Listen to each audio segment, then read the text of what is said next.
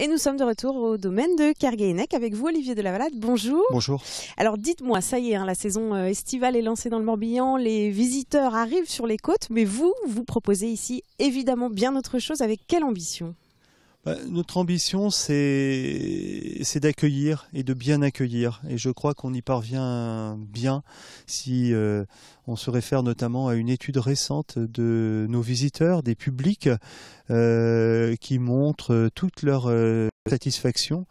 C'est un public qui vient ici pour l'art d'aujourd'hui, qui vient aussi pour le patrimoine exceptionnel, à la fois le patrimoine architectural, le patrimoine paysager, et donc et à peu près à égalité. C'est intéressant aussi.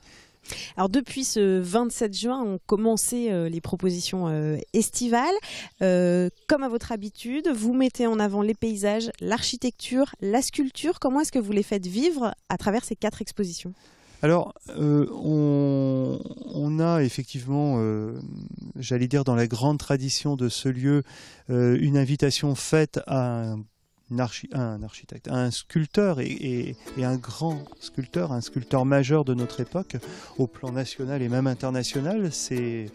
C'est donc Bernard Pagès. Ce parcours, il s'échelonne entre des œuvres de 1981, comme cette colonne qui est dite La Vieille Dame, et l'œuvre la plus récente, c'est le Balcon sur la mer, qui se trouve dans la cour d'honneur, qui est une œuvre monumentale de 8 mètres de haut, qui n'a jamais été présentée au public et qui date de 2009.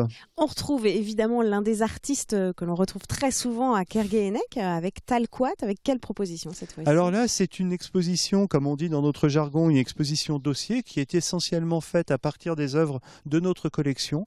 C'est une réflexion sur Talquat, son œuvre, sa pensée et la préhistoire. Je pense que Talquat était extrêmement en avance sur son temps, sur la pensée, sur l'histoire, tout simplement. On va retrouver, nous, dans un tout petit instant, Jocelyne Alouchery, que vous proposez également ici. Puisque donc elle est canadienne, c'est aussi l'ambition internationale finalement de Kerguéhennec avec cet artiste. Oui, absolument. Kerguéhennec a toujours eu cette ambition internationale, pas simplement pour faire chic, mais tout simplement parce que c'est un lieu ouvert aux formes de la création la plus contemporaine.